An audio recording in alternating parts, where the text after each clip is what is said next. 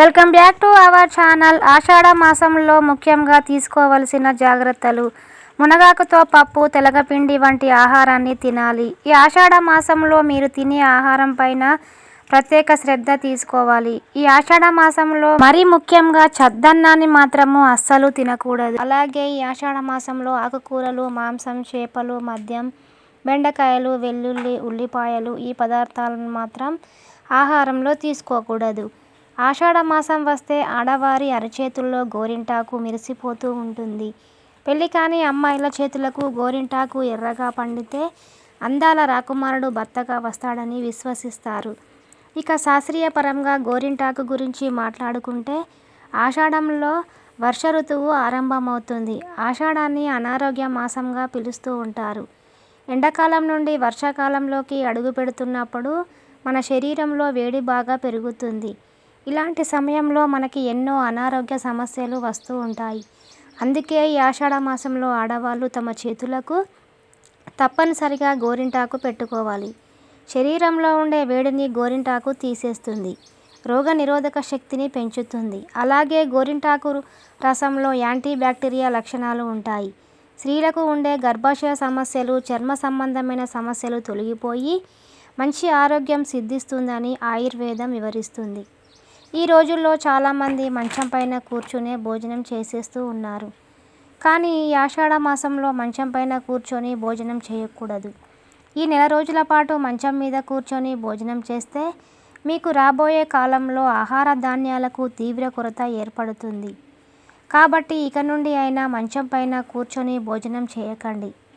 ముఖ్యంగా ఈ ఆషాఢ మాసంలో దేవాలయాలకు వెళ్ళడం, ఇంట్లో పూజ చేసుకోవడం, దేవుని మంత్రాలను చదవడం, అలాగే దేవుడిని ధ్యానించడం ఇలాంటి పనులు చేయడం వల్ల మీకు ఎంతో పుణ్యం లభిస్తుంది.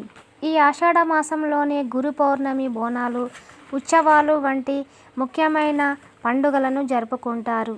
చాతుర్మాసం కూడా ఈ నెలలోనే ప్రారంభమవుతుంది.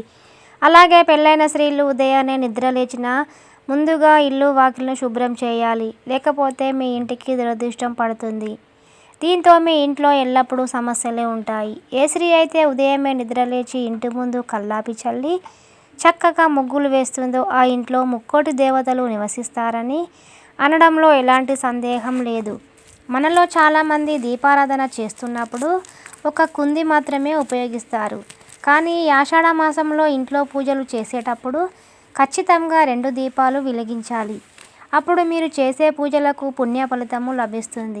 ఒకవేళ కనుక మీరు చేసే పూజలో ఒక కుంది మాత్రమే వాడినప్పుడు 3 వత్తులతో దీపారాధన చేయండి. ఈ ఆషాఢ మాసంలో ముఖ్యంగా ఎవరైనా ఆపదలో ఉన్నవారికి మట్టి కుండ, గొడుగు, ఉప్పు, జామకాయలు ఈ వస్తువులలో ఏదో ఒకటి దానం చేస్తే మీ కుటుంబానికి ఎంతో పుణ్యం లభిస్తుందని వేద పండితులు చెబుతున్నారు. ఈ ఆషాఢ మాసములో నీటిని వృధా చేయకూడదు. ఎవరైతే నీటిని వృధా చేస్తారో అలాంటి ఇళ్లలో లక్ష్మీదేవి నివసించదు. లక్ష్మి లేని ఇల్లు కళావిహీనమై అష్ట కష్టాలతో నిండి ఉంటుంది. ఈ ఆషాఢ మాసంలో శ్రీ మహావిష్ణువుని, ఈశ్వరుడిని, హనుమంతుడిని ఎక్కువగా పూజించాలి.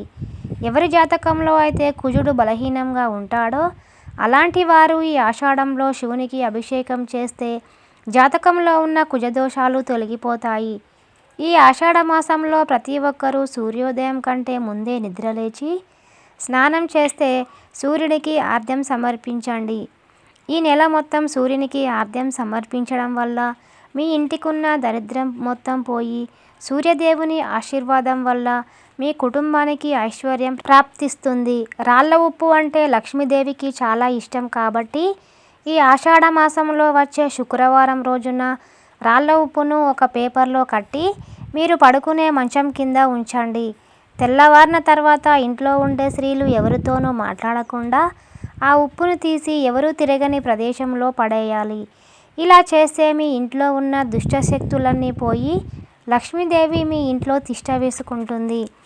ఇక విపరీతమైన అప్పుల బాధతో ఇబ్బంది పడుతున్నవారు అప్పుల బాధలు తీరాలంటే కొబ్బరి నూనెతో దీపారాధన చేయడం మంచిది. పూజ చేసేటప్పుడు కొబ్బరి నూనెతో దీపారాధన చేస్తే ఇంట్లో డబ్బు సమస్యలు ఉండవు. ఈ ఆషాఢంలో ముఖ్యంగా గాయత్రి మంత్రాన్ని జపించాలి. ఈ ఆషాఢ మాసంలో ఎవరైతే గాయత్రి మంత్రం జపిస్తారో అలాంటి వారికి అదృష్టం వరిస్తుంది. తమ జీవితంలో కష్టాలే ఉండవు.